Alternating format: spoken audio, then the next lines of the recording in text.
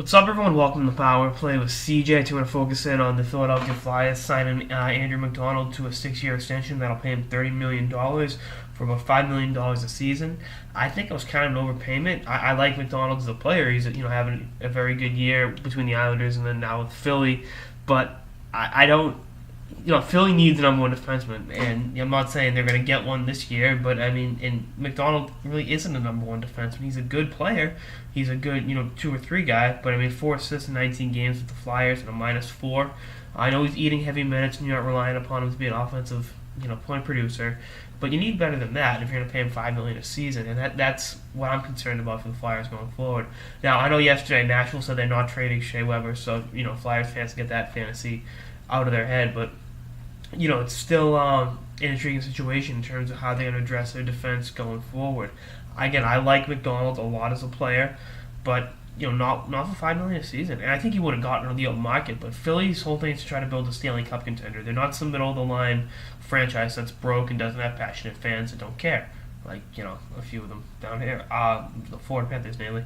But if you're gonna go out there and spend the money, spend it smartly, spend it intelligently. Don't just throw $5 million a year on a guy who is having really essentially his first or second really good year.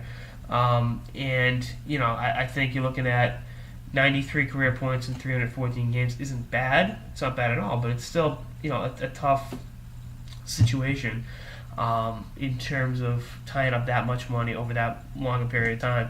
And I know the cap's going up, but still, you still have yet to address the number one defenseman situation.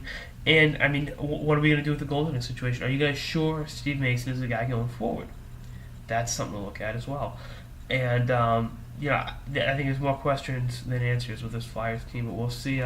See what happens going forward. Again, I'm not knocking MacDonald as a player.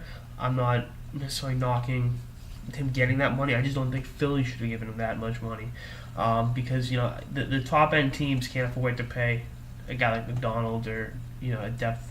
And calling him a depth defenseman is insulting. He's a 2 or 3 is what he is. He's not a number one, but he's also not a scrub. And I never said he was a scrub. But still, it's going to be a tight squeeze cap-wise. I know Philly's did some contracts coming off the books. Stride's not locked up forever. And Stride actually, and I thought that was a bad contract, and he had a very good year for the Flyers this year. He was very effective offensively, and it was a +3 as well. And he led them in scoring by a long shot. Actually, only 9 points. I take that back. And we'll see what happens going forward. But again, I think MacDonald would have got that contract in the open market, but I don't think it was too wise for Philly to give it to him. Anyway, that's all I got this episode of the Power Play with CJ on the Flyers locking up Andrew MacDonald. Stay tuned for more episode throughout the season and beyond. Later, guys.